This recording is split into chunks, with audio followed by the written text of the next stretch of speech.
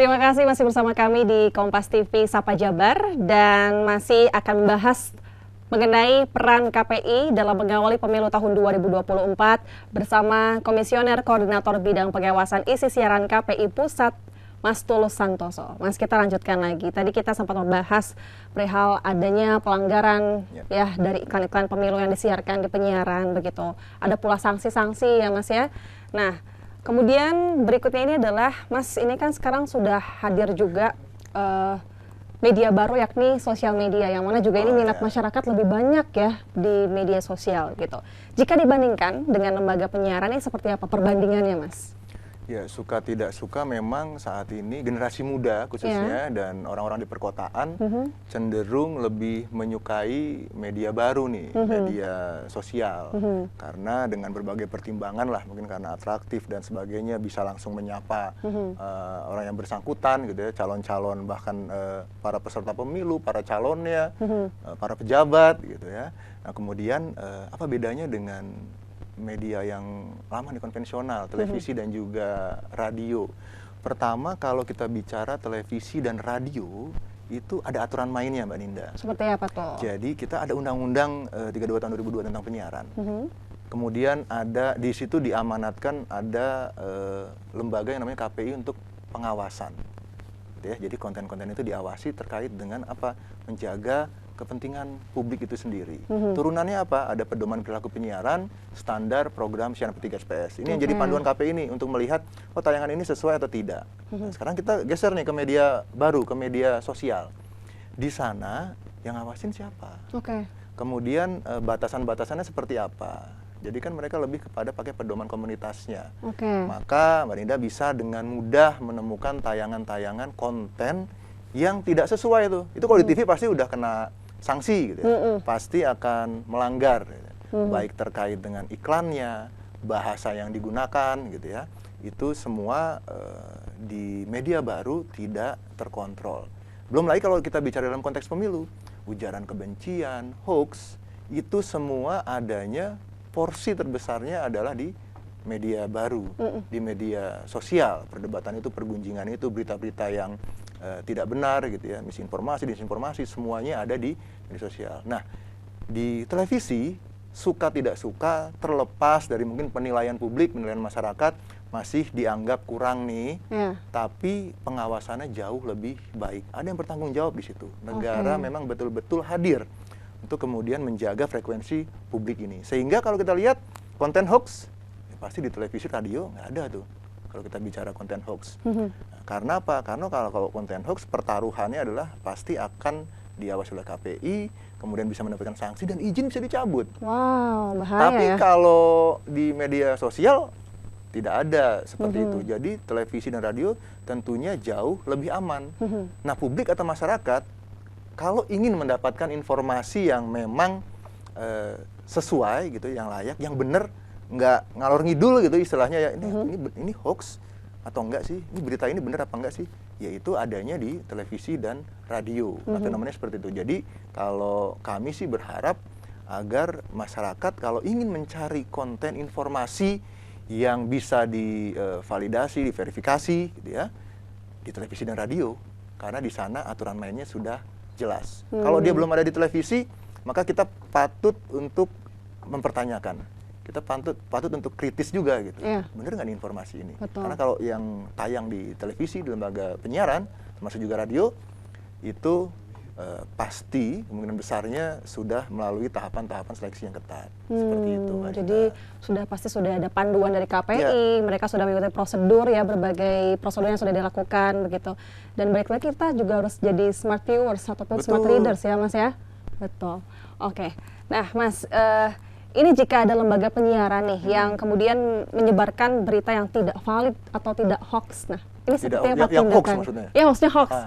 Yang hoax nih, seperti apa tindakan dari KPI? Ya, pertama KPI pasti akan memanggil dulu lembaga penyiarannya, karena kan untuk kita kan belum tahu pastinya bahwa berita itu beneran hoax atau tidak, seperti itu ya. Maka kemudian kita akan mengkonfirmasi dulu gitu ya, bagaimana kemudian prosesnya. Kita akan melakukan pemeriksaan apakah memang konten tersebut adalah konten hoax seperti itu, atau bahkan misalnya ujaran kebencian.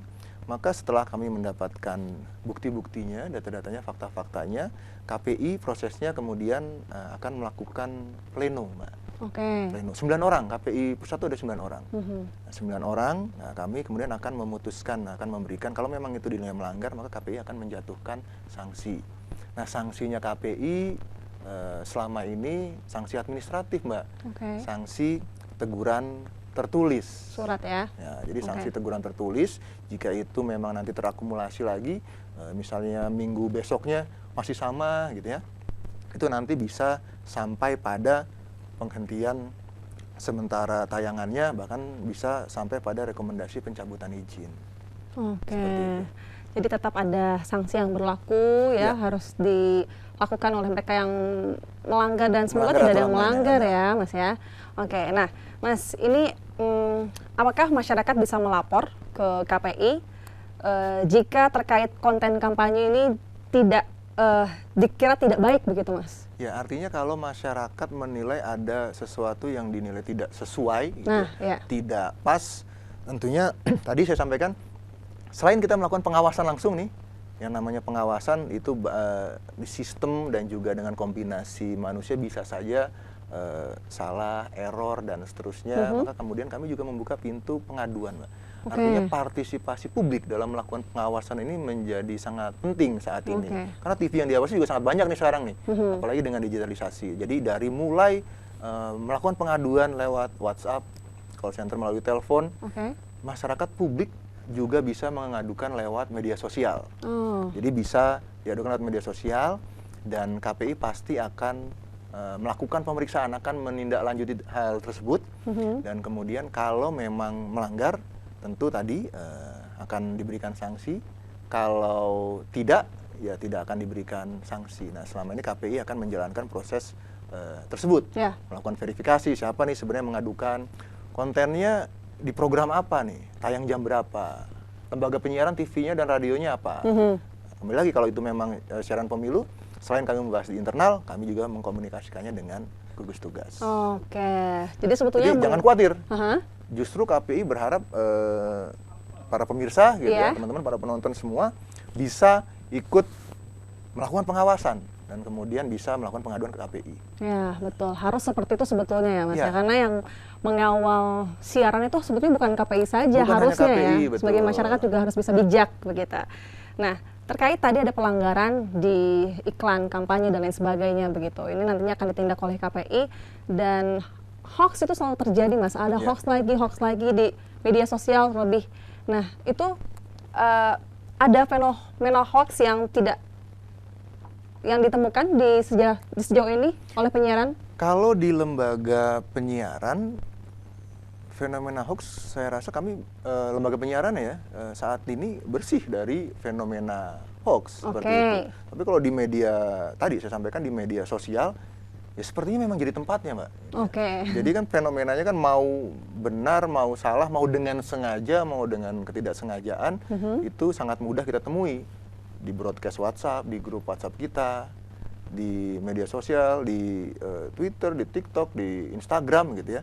Itu sangat rentan dan bahkan mudah kita temui konten-konten hoax itu. Tapi kalau di lembaga penyiaran, teman-teman di lembaga penyiaran sudah sangat sadar tentang hal itu, dan kemudian sepertinya tidak mau ngambil resiko nih untuk kemudian menayangkan atau memberitakan sesuatu yang sifatnya hoax gitu. Apalagi kalau dalam jurnalistik kan sangat ketat ya, Mbak ya. Betul. Jadi urutan itu nggak bisa serta-merta kita kemudian tidak melakukan cross check gitu. Apalagi kan harus ada cover both side dan seterusnya.